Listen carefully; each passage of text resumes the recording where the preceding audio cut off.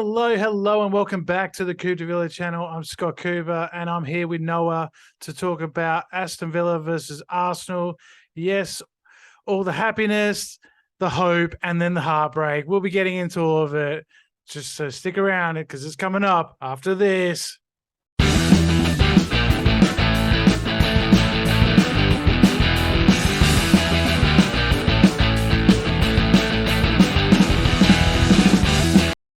Okay, so yes, it was an early kickoff on Saturday at Villa Park, and Arsenal, the league leaders, were the visitors. Noah, quite a lot happened in this game. And before we get to it, I just want to say to everyone, please like and subscribe. Follow us on socials: Twitter, Instagram, Facebook, TikTok.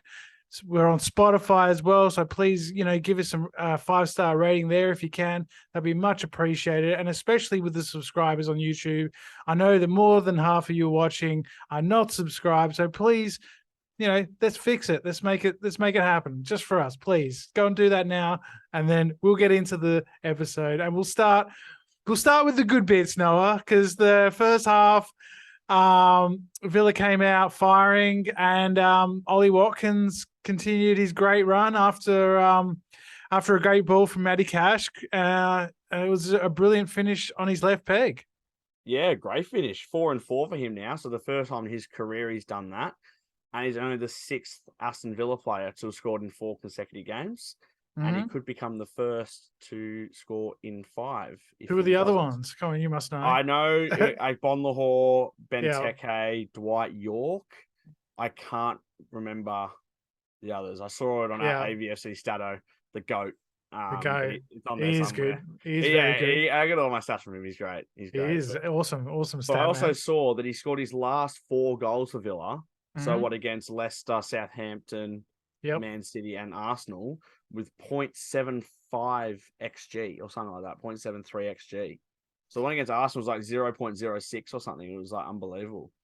So and we were talking about it last week as well, saying that he'd played 100 games and scored 34 goals, I think, at that point.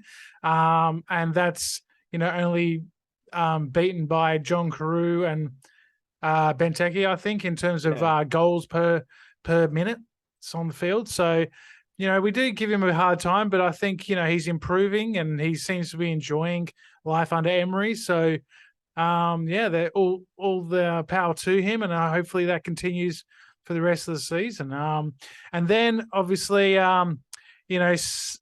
goes 1-1. Saka equalizes. It was a lovely volley from him, but should he have been given that chance? I mean, Big Tyrone signed the new deal in midweek, and there's been a lot of talk. I know I don't want to get on the Tyrone Mings hate train because I do love him and I do love a lot of what he brings, but he does have a mistake in him, as we've spoken about before, and that header should have gone anywhere but where it did.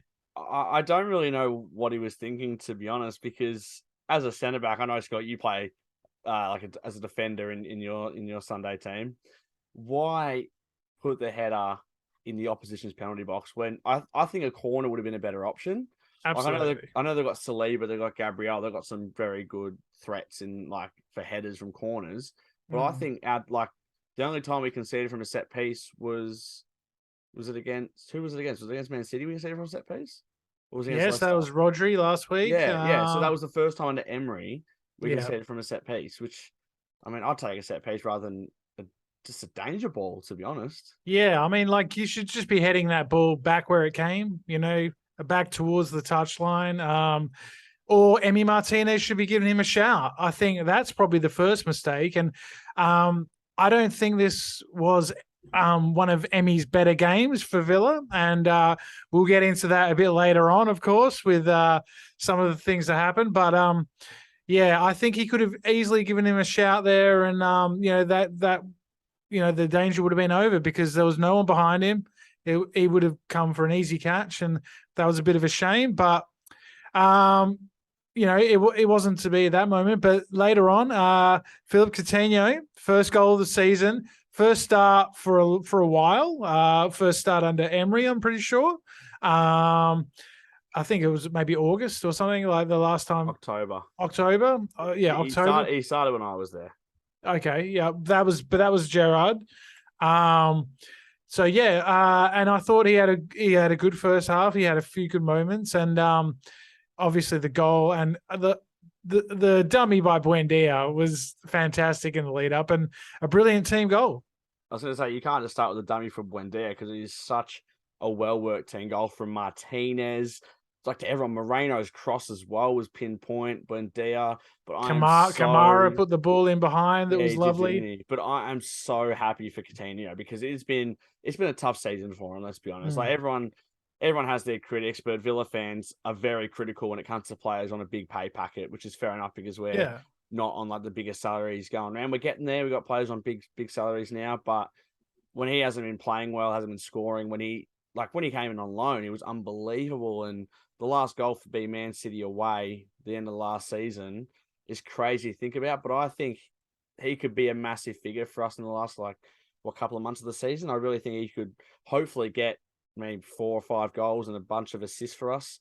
But just the passion he showed, like he really does care. Like it would have been pissing him off. Let's be honest. He was a former world class player on a bit of a slump at the moment. So I'm just wrapped for him. Absolutely. I think you could see the relief in his face when he scored. And he sort of was signaling to, I think, his family in the crowd there. That's normally where the families all sit in that sort of area. And he was pointing, doing the love heart and all that. And I think it does matter to him. And I think he does want to stick around and trying to make something of like the final, say, 5 or 6 years of his career. He doesn't just want to fade into the sunset. And let's hope that Emery continues to play him, gives him a few more chances now because there was a lot of changes. He wasn't the only one that was given a chance.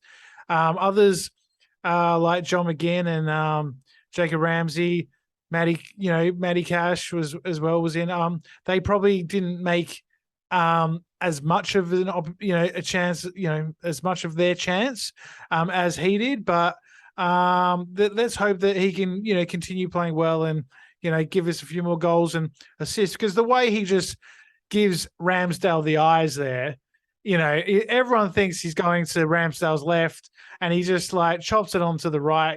That's the absolute class finish. And that makes it 2-1. And, we go into halftime 2-1. There was the moment that I think needs to be talked about that wasn't even that I don't hear anyone talking about in the media is the Saka tackle on Moreno, who was another one that came in for Lucadinha. And I thought that he was very lucky not to get a red card, and it wasn't even a foul, Noah. Not even a foul. I know. The fact it wasn't a foul is quite unbelievable.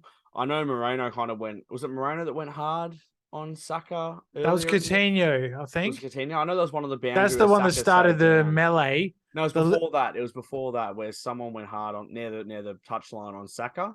Yeah, I think that's definitely worse. It's definitely a card, in my opinion, red or yellow. I mean, it's up for debate. Obviously, Villa fans, myself included, probably say it's a red, but I can see it being given either way if a card was issued. But it wasn't. It was a yellow at least. Yeah, definitely. That changed the way Saka plays, all that kind of stuff. His bit of freedom and all that. But the fact it wasn't even looked at's a bit concerning because it was very high. Like above the ankle, really. Like over the ball, yeah. Yeah, very, very dangerous tackle. But even the commentators on the game, when they saw the replay, didn't really say anything about it. No. I'm not sure what it was like around the world, but especially in Optus Sport here, it was just flushed over really quickly. No, yeah, and I've been listening to, podcasts and stuff on the weekends action, and no one's brought it up once. And crazy. Yeah, I just think maybe that's another, I don't want to get into conspiracy theories, but, these are the sort of things that the clubs that, aren't in the top 6, like they complain about because it seems there's one rule one way and one rule another way, and we'll get into another one of them later. But yeah, we're 2-1 up at halftime, and everyone's very positive. We're looking dangerous. Arsenal had been on this tricky run. Had hit a bit of a wobble, and this was looking like it was going to continue. But I have to say, credit to Arsenal. They came out in the second half and they were fantastic, dominated the second half. And they get back into it with Zinchenko. Poor marking from a Villa perspective. But a class finish. I mean, Scott, we've seen that goal, exactly the same goal, a couple of months ago. Yep. Stevenage, FA Cup, exactly the same goal a couple of months ago, which pisses me off even more because we just didn't improve from that. I don't know. No. Zinchenko had so much space. Tyrone Mings did get out there too late, but you got to have someone close to him because he's so open on the edge of the box. And that's, by the way, that's Zinchenko's first Premier League goal. I know. He's been around for absolutely ages. Of course it was against us. It just pisses me off because it's typical Villa. As you said, Arsenal on a crappy run. Who do you want to play? Aston Villa. Always happens. I see all the stats all the time. It's like, oh, Arsenal haven't won in 4 games. Villa's coming up. Like, come on. It's like I said in the intro, that's the hope that killed you. And Villa are so good at giving us that hope and then going, you know what? Maybe we're going to get 3 points, but you know what? Maybe not. And as you said, though, Arsenal, incredible. They are a very well drilled side. They weren't top coming into the game, by the way. They were seconds because it's true. They did lose to Man City, but now they're actually, I think they're on top by 2 points with the game in hand. Yeah. And honestly, I know they've got to play Man City once again, but I'd back him in to win the league. They did look very good. Obviously, when they get some players back, I'm not sure if Jesus is out for the season or not. I don't really look into Arsenal hell of a lot, let's be honest, but they've got a very, very good side. Yeah, and they they showed a lot of grit and a lot of sort of fight that maybe Arsenal teams of the past didn't have. And credit where credit's due. I think I don't like some of just the way they sort of celebrated. I don't know if you saw the Arsenal TV coverage of the that was before the game, but I don't know. They seem to have a bit of they don't like us. Maybe it's Emi Martinez. Maybe it's Unai Emery. I don't know, but they seem to. With the Martinelli celebrating before he even scored, things like that. Arteta mocking the referee with the whole that was to be fair. That Arteta thing was before they even got in front. Yes, I know, but they do have a bit of a chip on their shoulder, and it seems like they don't like us very much. But that's okay. You guys, wait until we get our team together. We'll in the next 2 or 3 years, we'll be fighting with you. I think at the right end of the table, and not in mid-table. So look out for that. But Zinchenko equalizes, and this is where the game gets really crazy. Of course, Jorginho has the shot, hits the bar. I'm just sick of everyone saying that Jorginho scored the winner because he didn't. It's an own goal. Good header from Emi. Good header. Yeah, it's just typical Villa, like you said. Very unlucky for Emi. But I think another thing that I haven't been heard talk about much in the media is the fact that there's 2 players offside right in front of him, blocking his view. And we had a goal chalked off against Arsenal a couple of years ago under Dean Smith. I was going to touch on it. When John McGinn scored and Ross Barkley was offside, blocking the goalkeeper's view. That was chalked off. But this one, again, it's like it didn't even happen. Like it was exactly the same. There's 2 blokes exactly offside blocking him. But again, it's Arsenal winning the league. They come from behind, a thriller at Villa, but 2 decisions go against us, and that, if that's ruled offside, it changes the game. I know we had our chances. Leon Bailey forced Ramsdale to a massive save literally a minute before that or 2 minutes before that. John Duran had a big one-on-one chance. I was praying he was sticking to the top corner. So, yes, we had our chances to win. Yeah. But this, just the few things that go against you. And obviously, we're going to look at it as Villa fans because we lost, thinking what could have been. Yeah. But I know Arsenal were class, and I can't say the goals weren't coming. Yeah, I think they probably deserved to win, but it could have very easily finished 2-2. I mean, I've heard an argument that if Emi Martinez doesn't even dive for that Jorginho shot, well, it obviously doesn't go in if he doesn't dive. But if he doesn't dive and says I can't see, I think maybe then the goal's chalked off if it is in fact a goal at all off the crossbar. I think, I have to sort of have a bit of a whinge about Martinez because I am sick of the time wasting. I am sick of the sort of the dark arts stuff. Since he never used to do this, I think since he's come back from the World Cup and been a World Cup winner and everything that happened in that World Cup final, he seems to come back and he doesn't realize we're not Argentina. I don't think it's going to have the same effect doing this for Villa, because in the end, those extra couple of minutes through the time wasting, they might not have scored that third goal. Yeah, I see that, but he did do it for ages. Like I think it's just what he's been told to do is slow the game down. Like, he didn't just do it back from the World Cup. He's done it. He's always wasted time like that. Yeah, I think it's getting worse, though. But all keepers do it, Scott. And you know what? The referee should card him earlier. But he's been carded a lot this season. 4 times this season. Exactly. But it's only 4 yellow cards, and you got done at the 80th minute. If the referee's sick of it, do it at the 50th. Do it at the 60th. If he's time wasting, do it earlier. Because he'll stop doing it earlier. It's up to the referee. If he thinks that's enough, then book him. Until then, Martinez has every right, in my opinion, to game manage. He does, but I just don't think in the scheme of things it helps. I think that we get more injury time. They're clamping down on this sort of thing a lot more, and the referee is just going to get annoyed with him, and maybe we don't get the 50-50 decision like the goal with the 2 guys standing offside, because he's become this villain. I don't think that, though, he's, for example, time wasting at the 70th minute. I don't think he's doing it to try and get a draw in the 70th minute, because, for example, Arsenal were peppering our goal for such a period of time. I reckon it's giving everyone a time to breathe. I don't think he's doing it to say, oh, we're going to draw the game from the 70th minute. I don't think he's doing that, because I think it's giving everyone time to relax, move at the field, get their breath back, and then try attack. That's how I see it anyway. Like, yeah, if he's doing it from the 86th minute onwards and all this kind of stuff, I see it as trying to get as a result. But early in the game, they even take, for example, Ashley Young or Matty Cash taking time from a throw-in. It's exactly the same thing. Yeah, I mean, look, I can see why he does it. I just think it's getting a little bit too much. That's all I'm saying. And I see what you mean, but I think it every goalkeeper does it. Just because Emi Martinez gets a lot more publicized about it doesn't mean it's a bad thing, because bloody Travers from Bournemouth, probably time waste to. I just think he's given the boys, especially after being peppered, giving the boys time to relax and get their breath back. Well, and then of course there was the 4th goal where Emi went up for the corner. Unai Emery was not very happy about this post-match, Noah.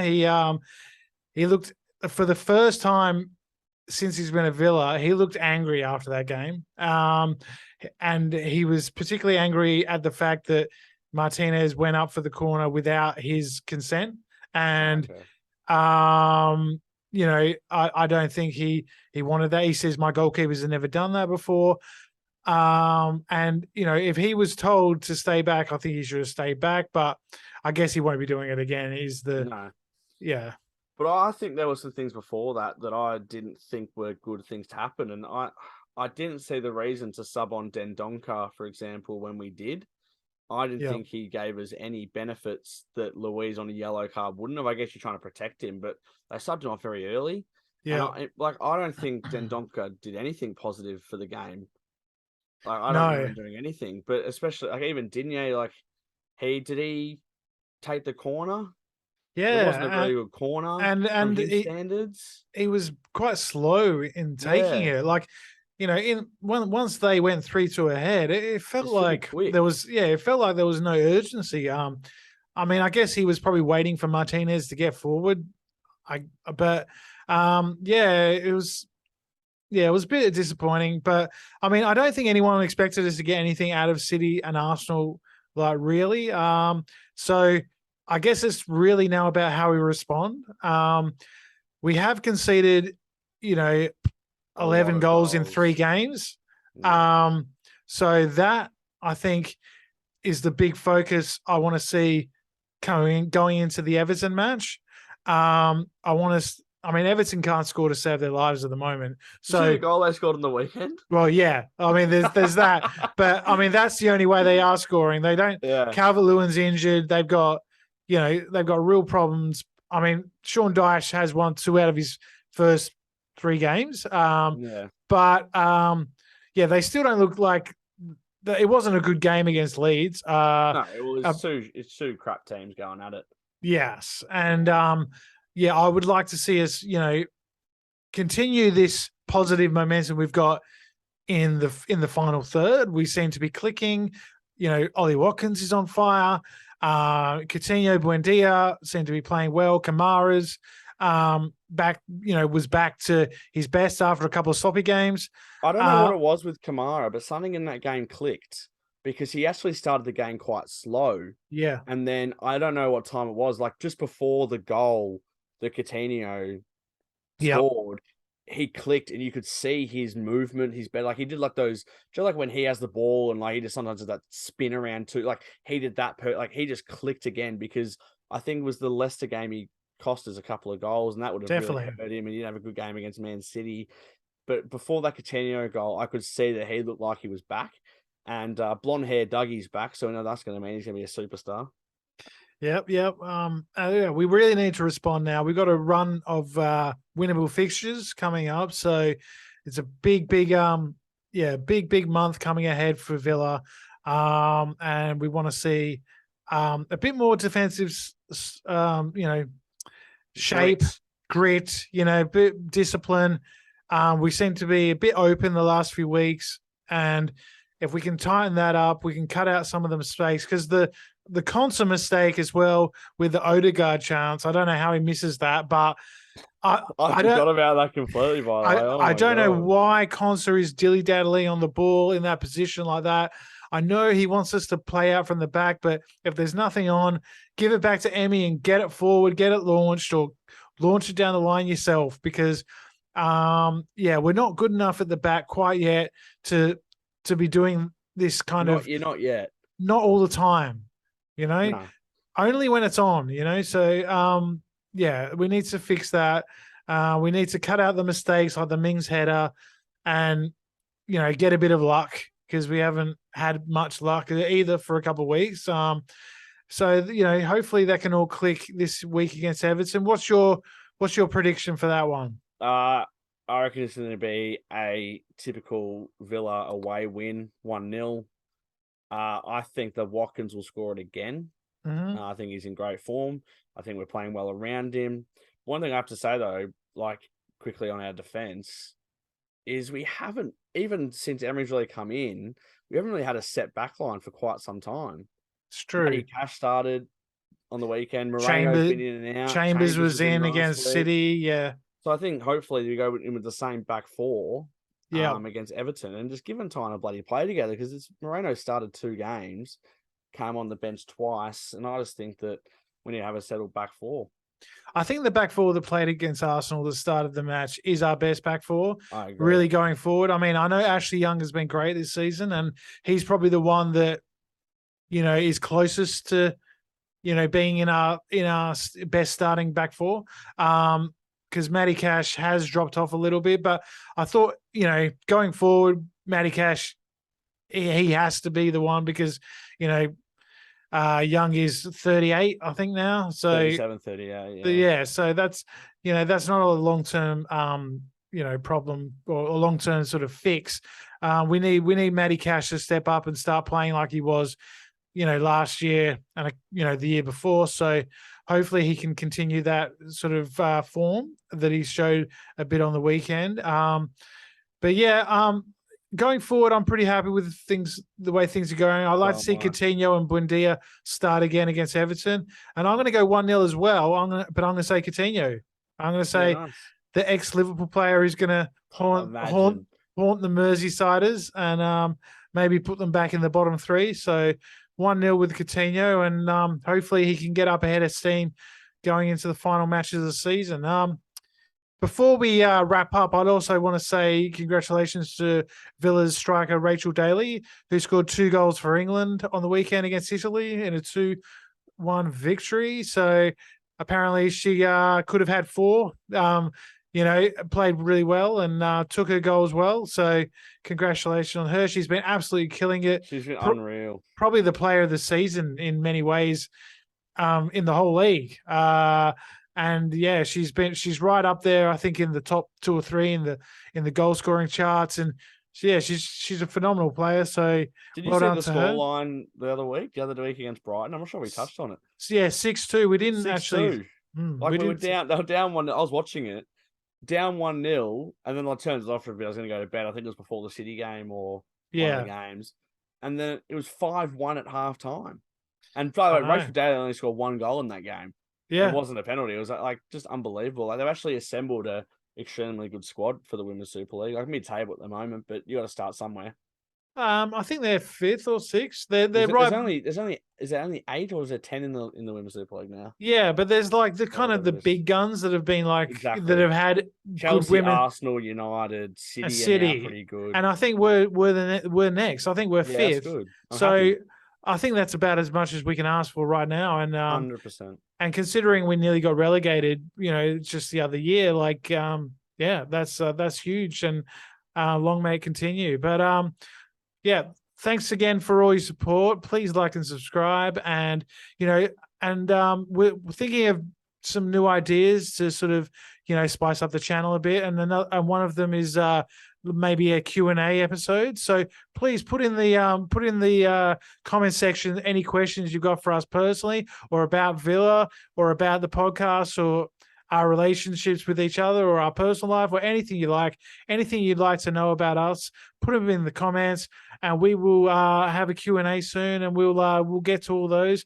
For me, Tommy, Aman, Noah, anyone. So yeah, let us know. And let us know how you felt about the Arsenal game, because I'm sure there's quite a bit of anger about, some of the stuff that went on. So let us know how you feel about that game. And we will see you all after the Everton match. So up the Villa. Up the Villa.